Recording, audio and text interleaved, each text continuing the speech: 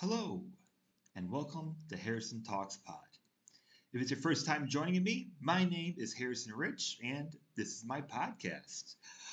Every week, we come on to talk about basketball. Well, it's only been basketball so far, but eventually, other things that I do throughout the week, whether it's basketball or gaming or traveling, and we'll have some friends and some guests on as well. But not this week.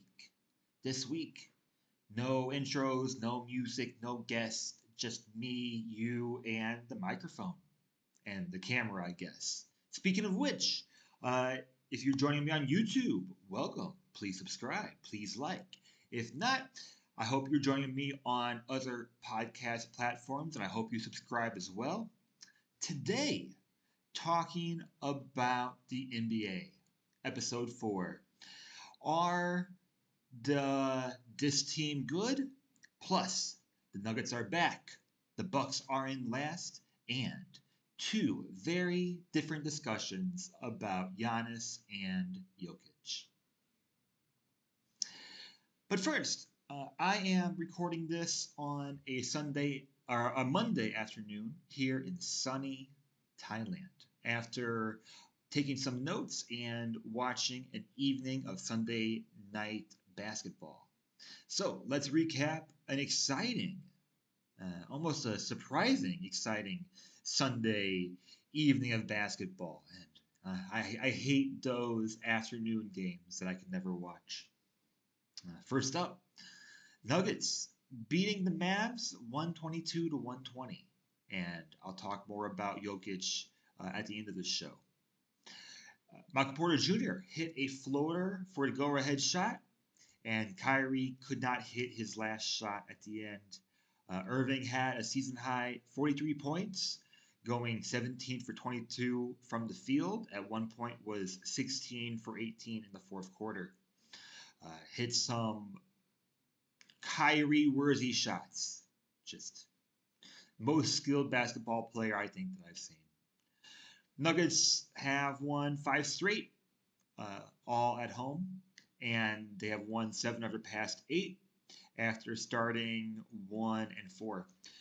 Jokic had his fourth triple double in a row and had 37 points, 18 rebounds, 15 assists. More about him in just a bit. Julian Strawther had a great game again with 12 points off the bench, and all starters were in double digits. Luka almost had a triple double, which is, I think it started as LeBron that always had those one assist, one rebound away triple doubles, but now it's more of a Luka thing. 24 points, 9 rebounds, 9 assists.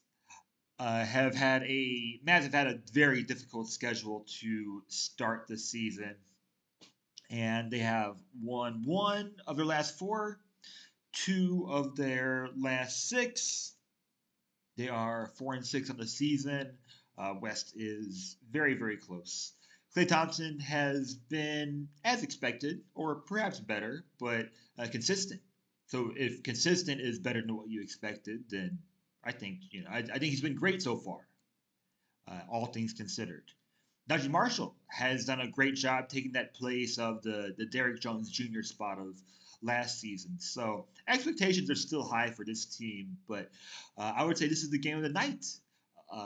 Exciting Sunday.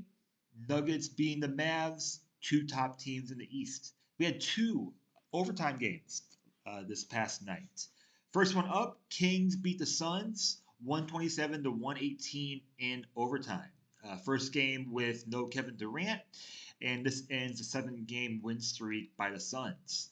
DeRozan scored 34 points, including the first 8 points for the Kings in the overtime. It was a solid night for the Kings starters, but there wasn't much production from the bench.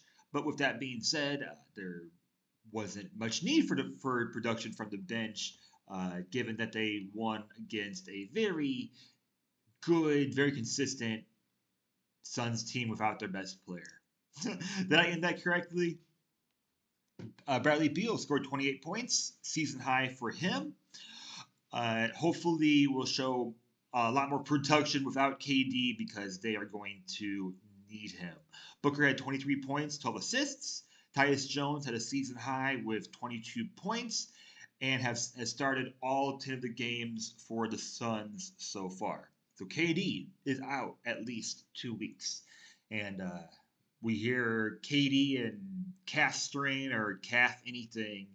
It always brings up bad memories, and we know that no matter what, it's just going to be precaution. So moving on, other overtime was Sixers beating the Hornets, 107 to 105. Hornets won their previous 2 games before this, and they are now 4-6. We'll talk more about them in just a bit. And the Sixers had lost their previous 5, and well, it's obvious that no Embiid still, and Paul George coming back and still getting comfortable, that this team is, of course, struggling. 2-8 on the season. Jared McCain had career high, 27 points. Very exciting. 23 points came in second half and overtime. Yabusele had season high, 20 points off the bench. Paul George, 15 points, 9 assists in his 4th game back. LaMelo Ball had season high 38 points, which is his 6th 30-plus point game of the season. Brandon Miller of 22 points, 2nd 20-point game in a row. Grant Williams, 17 points off the bench. Sixers win in overtime. Close game. Heat beat the Timberwolves 95-94. Nikola Jovic scored the go-ahead free throw. Low-scoring game. Timberwolves shot 29% from 3, 39% from the field, had 19 turnovers, but had a season high in offensive rebounds with 16, led by Rudy Gobert, of course. Miami shot a bit better, but had 22 turnovers. So not a great game on either side. Hero led scoring with 26 points. He's on pace for a career high in points and assists this season and is just a lot more active on both sides and is still attempting a lot of threes, but also scoring a lot more inside as well. Jovic was second in scoring for the Heat with 15 points, including the go-ahead free throw shot. Jimmy Butler was out with ankle injury. Anthony Edwards scored 22 points, but went 4 for 14 from 3 and 8 for 24 overall. Julius Randle had 16 points and has been consistent. So I'm not sure if the consistency is a surprise, but I guess playing alongside Anthony Edwards and the amount of shots that he's taken, I guess we shouldn't be too surprised. This team is off to a good start, but they had a rough game tonight. And last game I want to talk about before we move into the main topics for today is the Warriors almost lose a lead after having a big lead over the Oklahoma City Thunder. They scored 39 points in the third. 39 points in the second, 42 in the third. But then the Warriors were outscored 39-20 by OKC in the fourth quarter, almost losing their lead. Warriors hold on and win 127-116. That gives the Warriors a 3-way tie for first in the West with the Thunder and the Suns after the Suns lost tonight. Chet Holmgren has a fractured hip. Will be out 8 to 10 weeks estimated. We're having a quick turnaround with a back-to-back game tomorrow. And it's very unfortunate for an OKC team, which started out as perhaps the best team in the league and is now losing a player who already sat out for an entire year with a completely separate injury. So, how much will this affect a team that has lots of depth and is the best young team in the league? We'll have to see. But they are losing their second or third best player. So, only played 5 minutes in the game with no points. Yeah, let's move on. Steph led with 36 points, 7 assists, 5 rebounds. Kuminga had 20 points off the bench, going 8 for 11 from the field. Hield had 8 points off the bench, but has scored 20 or more points in the previous 3 games off the bench before that. Is on pace for his best offensive year since 2019-2020, and could very well be a 6th man of the year, only starting 1 of those 10 games. D'Anthony Melton, season high 19 points, and Andrew Wiggins 18 points. SGA led Thunder with 24 points, and Jalen Williams had 20. It's a 3-way tie for the West. Very, very close in the West. All right, so main topic today. Are this team good? That's my question. So I did 2 teams from the East, 2 teams from the West, and 1 bonus that I have to talk about at least for 30 seconds, at least. First one from the East is the Brooklyn Nets. I had to do it. One of my favorite league pass teams of the past couple of years. And one of the most interesting, should we call it legacies? Let's call it legacies. It's a franchise. Just from getting superstar players to having this interesting rebuild. And now what are they doing? Let's talk about it. Brooklyn Nets are 3-3 in their last 6 after starting the season 1-3. 3 of their 4 losses have come in clutch time. They had a brutal back-to-back on Friday and Saturday when they lost to the Celtics in overtime, and they lost to the Cavs, who are now 11-0 on the season. It was a revenge game for Kenny Atkinson on Saturday. First game against the Nets since coaching them in 2020, so that was fun to see. So are the Brooklyn Nets good, or are they on the precipice of being good? Again, they are. I think I misspoke. They are 4-6 in the season. 3 of their last 4 losses were in clutch time. That's what I meant to say if I didn't say that correctly. They are right where they are expected in their expected win-loss. They have the 28th hardest schedule remaining, just to give an idea of how hard the schedule has been so far this season. Cam Thomas is on pace for career highs offensively. Dennis Schroeder is also on a career high for points per game at 20.1 points per game. Has proven to be a great veteran presence and a great offensive anchor for a team that, again, is unclear what their final goal is, and it's unclear what their overall timeline between young players and veterans are. So, did they stay the course? Do they do something before the February deadline, which we're already talking about? Because they are close. While they are 4-6, they've had other good players like Cam Johnson also averaging career highs. Dorian Finney-Smith off to a great start for the season. Ben Simmons has been hurt again. Could he add production or possibly a trade piece with a expiring contract? While they're 4-6, again, this team could very easily be 6-4 or 7-3 at this point, and we might be talking about this just a little bit differently.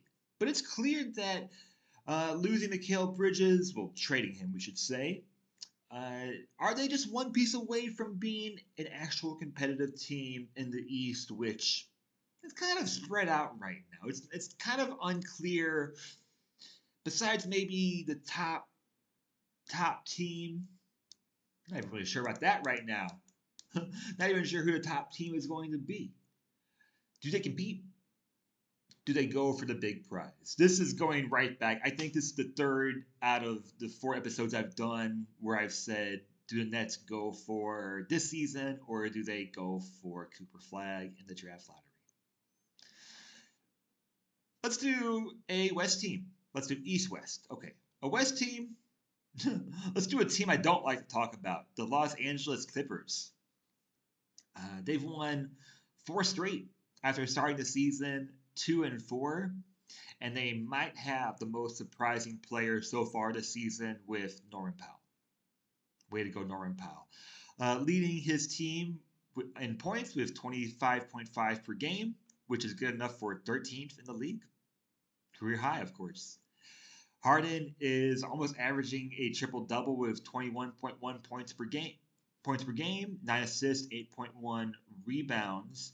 His 3-point shot is down at 30%. So if his offense picks up just a little bit, I don't see why he would not be an all-star again this season. He's very close to having averages close to his other all-star seasons. So I can't say I'm surprised, but I am a bit surprised by how well they are doing after not having their best player and trading their second best player or losing. Anyways, we're moving on. Zubac, career high with 16.4 points per game, and he is fourth in the league in rebounds at 12.4. They have shot up to fifth in net rating these past 4 games. Only teams above them are the Warriors, the Thunder, the Cavs, the Timberwolves, which means 4 out of the top 5 in net rating are from the West. They are fourth in defense at 107.2 compared to where they were last season at 115.4, which was 17th.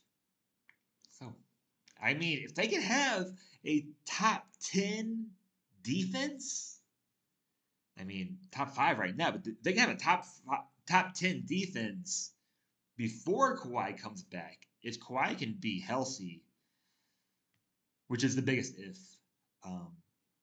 they can be competitive. They can definitely beat any team in the West on any night. But yeah, other than that, I'd be talking about health, and health is a little bit boring. Tomorrow, they will face the Oklahoma City Thunder. We've mentioned Chet is out, but should be a great game against one of the best teams in the West.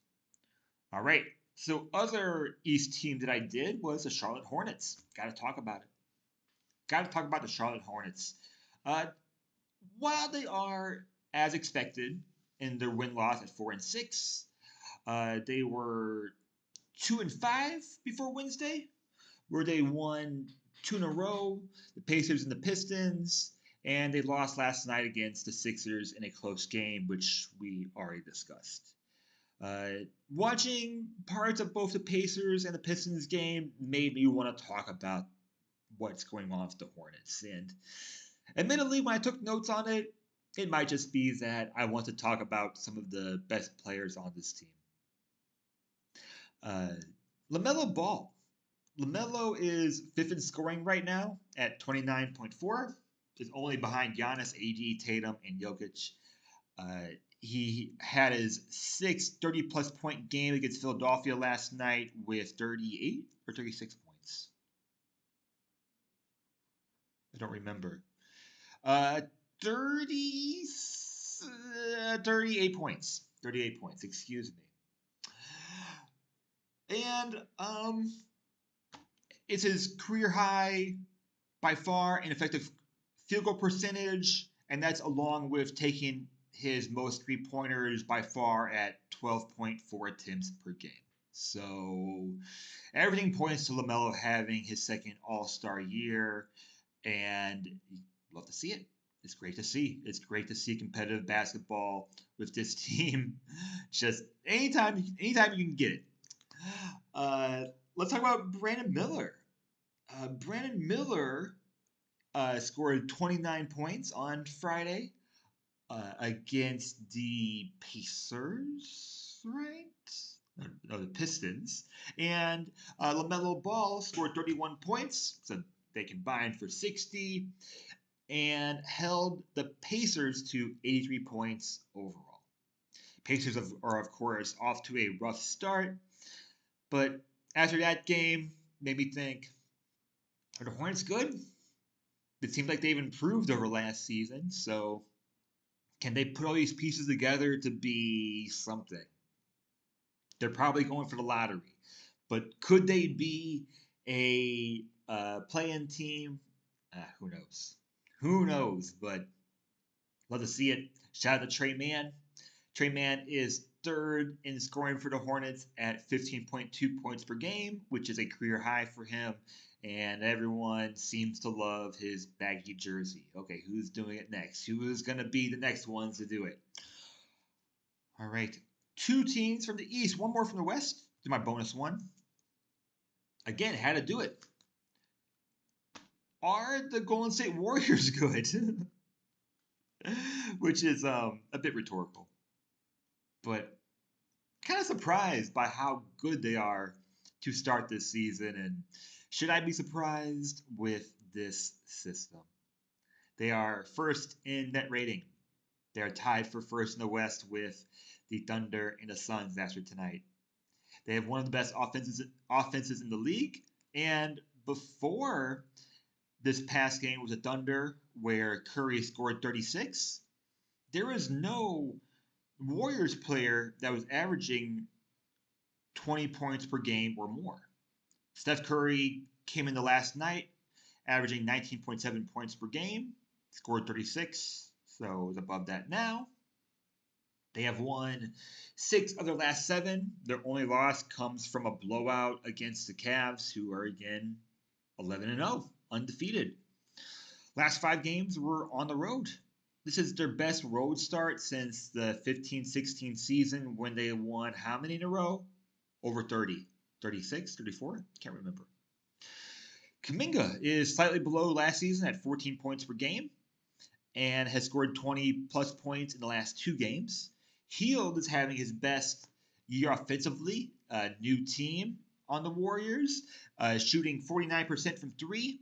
His effective field goal percentage is way up at 67% and should be early lead for 6th man of the year, only starting 1 of 10 games. So, if you've been following the Warriors, were we expecting a rebuild or a part of a rebuild? Because looking at this roster and understanding the Warriors system for the past 10 years, I guess it's not really surprised that the Warriors have young and old players that can buy into playing defense, can buy into pick and roll, can buy into playing a motion offense, and still has one of the best defensive players in history and the best shooter of all time. And made up for offense after losing Klay Thompson. So while there is a lot of expectations on Kuminga to take a leap this season, there's really no telling other nights who else could step up, whether it's Brandon Podziemski, who's been solid, whether it's Moses Moody, who has been solid, 10 points per game, D'Anthony Melton, who had a great game last night, Trace Jackson Davis. There's lots of pieces. And it just seems to be working in the system. So, are they good? Yes. I don't know if I should put them in this segment now that I'm talking it through, but perhaps the segment should be, are they better than expected? Yes, as well. All right, bonus team. Bonus team. Got to talk about it. Said it 3 times already. The Detroit Pistons. They did lose last night, 101-99 against the Houston Rockets. Tough games there. But they are now 4-7. And how can we not talk about it considering it took them 40 games to win 4 games last year? So, if it's not in your league pass rotation, think about it. Put it in there because it is exciting to watch this mix of veterans and young players who have been on this team for a while win games. You can just tell that it just makes everything feel better. And hey, Detroit, I've said it many times, has some of the best fans in basketball, perhaps in sports. Oh, they've won 3 of 4, defeating the Hawks. Well, before tonight, they won 3 of 4, defeating the Hawks, Lakers, and the Nets. Those are 3 possible playoff teams. 4 of their losses this season came down to clutch time. Kate Cunningham is on a similar offensive pace than last season and had 3 triple doubles in a row and was could have had his 4th in a row last night with 26 points, 9 assists, and 8 rebounds. Jaden Ivey is looking at a breakout season, most efficient season so far at 19.4 points per game. Tobias Harris has been a solid veteran. Tim Hardaway Jr. has been a solid veteran for this team. So it's a good feeling story. Uh, we I would hope that NBA fans like me would just hope just to see good competitive basketball. And hey, could Kate Cunningham be an All-Star this season? It was the same question that I asked in my preview episode. So those are my 5 teams.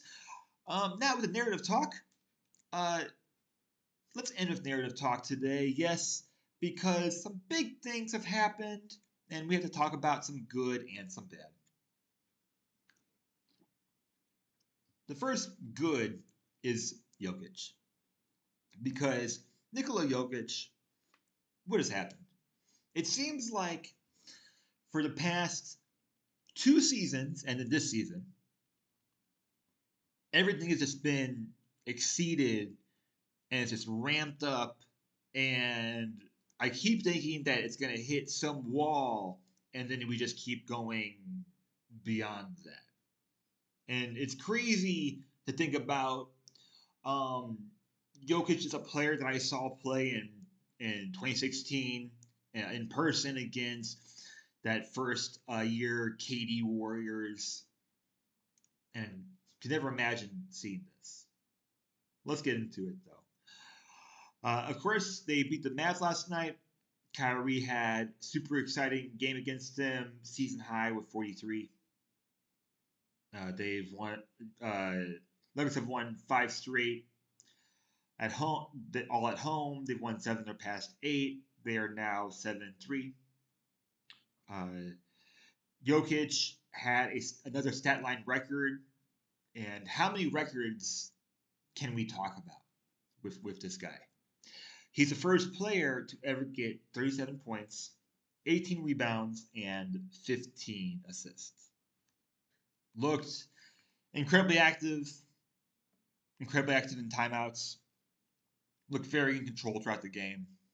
Just his pace is unlike really any other player, especially someone who plays at his pace and is not even top 10 in usage, which I'm gonna get to. He had his 6th triple-double of the season, which is his 4th in a row, and the next most in the league is 3. There are 3 players who get 3 triple-doubles. That is Kate Cunningham, LeBron James, Domantas Sabonis, and Jokic is by far the most at 6 out of 10 games. 2 of the games that he's missed, one was 1 assist away, one was 1 rebound away. So, averaging triple-double on the season. What else? Third in offensive rating against Peyton Pritchard and Tyrese Halliburton. Get that. He is 5th in all players in that rating. And he is 5th in scoring, 1st in rebounds at 13.2, 2nd in assists at 11.3. It's been a rough start to the season. We look at Giannis, who we're going to talk about next. Solid year, not resulting in winning basketball. Embiid, past MVP, hasn't played this year. And it kind of just seems like if we look at it in tiers, Jokic might be in this whole tier just on his own right now. Because if I look at the most efficient players in my lifetime, in like the 30 years that I've watched basketball, I've never seen anything like what Jokic has done. And Jokic is a 7-foot tall guy. So it's resulting in winning basketball. It's resulting in making his teammates better. And it gets it gets to be very very disruptive. Uh, I've often said that Otani is the most disruptive player in American sports. Jokic might be the most disruptive NBA player that we've seen again in my life, at least. He won his third MVP last season, and of course, he won two in a row. And there might have been voter fatigue, and Embiid had a great year. Uh, and three in a row is tough, or three, or I should just say three is tough because he became the ninth player to do it, and the players ahead of him are mostly in that top 10 all-time range. If he wins a fourth, there are only five other players to do that: Kareem, Michael Jordan, Bill Russell, LeBron James, Will Chamberlain. Those those might be the top five best players of all time, or five of the top 7 or 8 players of all time. So, what does it say? And does the narrative at all change any of this? Because there's a chance that um, it could be the same as last year, where we just see the Nuggets play some of the best basketball in the league, and Jokic just go way beyond what we see any other player do offensively and, well, in this case, defensively. So, do we get to the end of the season where it's obviously Jokic, but people are saying, well, can we really put him with these other five players? It gets very interesting. Nuggets are must watch right now. It's pretty amazing. All right, so I already said it, but we have to talk about Giannis because there's just more rumblings, and the Bucks are 2-8. Only one win since I talked to you last. Uh, worst in the Jazz have 2 wins. I guess they're tied for worst in the league in record.